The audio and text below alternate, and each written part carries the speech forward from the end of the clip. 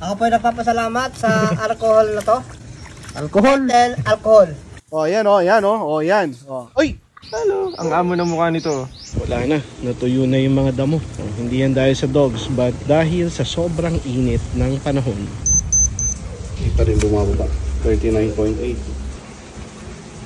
Isang magandang araw mga boss amo. Ito nga pala ang nangyari sa Supero noong Biyernes Santo. Lahat ng activities namin ay minimal at wala din kaming production ng raw dog food. Wala din po kaming packwalks kaya ang ginawa ko na lang ay inintroduce ko si B1 at B2 sa mga submissive member ng pack. Maganda naman ang pagtanggap ni na Super, Pangarap at Bell kina B1 at B2. Pero paalala lang mga boss amo, yung ganitong introduction ay pwede mo lang gawin sa mga submissive dogs. Pero sa mga dominant dogs ay abangan nyo na lang ang mga susunod na kabanata. At ito naman ang ganap kay Jose. Binabatok niya si Super at si Bell at kung sino mang mga giant dogs na lalapit sa kanyang teritoryo. At syempre sa ibang lahi, ang kaibigan lang niya ay si Pangarap. Buti na lang hindi pa nagkocross ang landas ni Jose at Lapu-Lapu. Tiyak, pag ginawa niya yan kay Lapu-Lapu ay may pagkakalagyan siya. Habang umiinit nga ang panahon ay ang mga puli ko naman ay nagpapahinga na. Maikli lang ang playtime ng mga yan. Around 9 o'clock ay pagod na sila at nagpapahinga na lang sa kanilang teritoryo. Ang iba sa mga Hungarian puli ko ay kusang bumabalik na sa kanilang cages kapag talagang mainit na ang panahon. Dumating din si Doc Nicer para bakunahan si B1 at B2. Chinek niya muna ang physical health ng mga aso. After that ay binakunahan na niya si B1 at B2.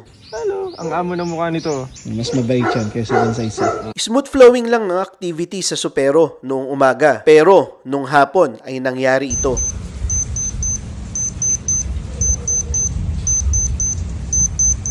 Hindi pa rin bumababa.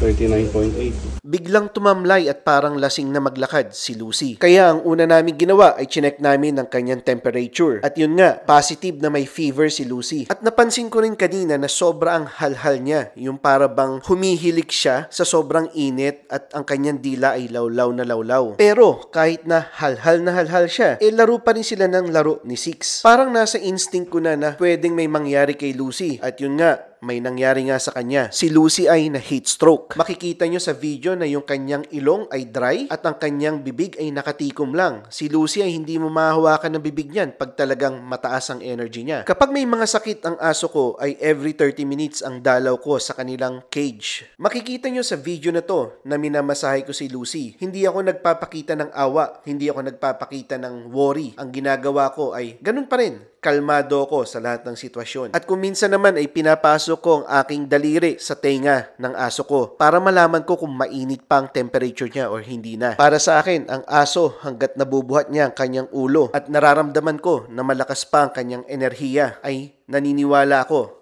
na mabubuhay pa siya. At para talagang mabuhay pa si Lucy ay pinatawag ko si Doc Nicer. Buti na lang, si Doc Nicer ay agad-agad namang pumunta. Yan talaga ang number 1 na gusto ko kay Doc Nicer. Yung wala ng kuskus balungos. At kung hindi man siya makapunta dahil nasa malayong lugar siya, ang gagawin niyan, itatawag siya sa'yo. I-describe mo sa kanya kung ano ang nangyayari sa aso mo. Magsisend ka ng pictures, ng videos.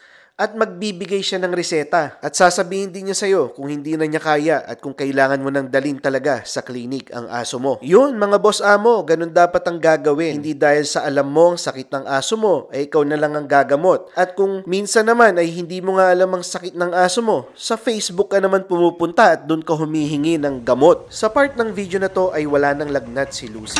Okay ka na? Wait, dyan ka lang. Okay. Maganda rin ka lang. Okay. Stay there. Oh, shit. You're magaling na. I love you, Lucy.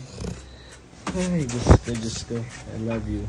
At yun, magaling na nga si Lucy. At sa video na to, makikita nyo si Six na naglalaro sa putik at nilulublob niya ang kanyang ulo sa putik. Ah! Oh, yan oh, yan oh. Oh, yan. Oh. Uy! Tami mo ka. Hindi dahil sa na-heat stroke si Lucy, ay ikukulong ko na lang siya. Tuloy pa rin ang buhay aso. Kailangan lang ay mas mindful tayong mga tao na dapat kontrolin natin ang mga aso kapag talagang sobrang init na ay tama Sarap. na. Sarap ni hot chocolate.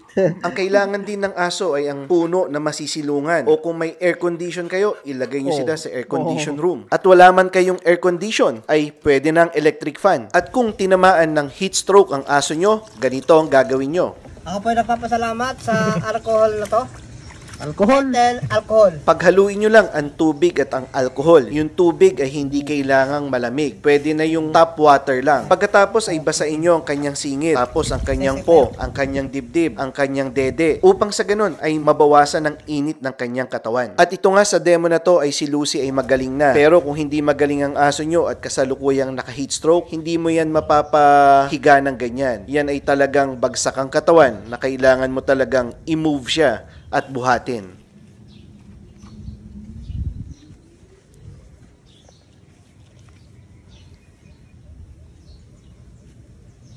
Yun lang po sa ngayon at maraming salamat sa panunood.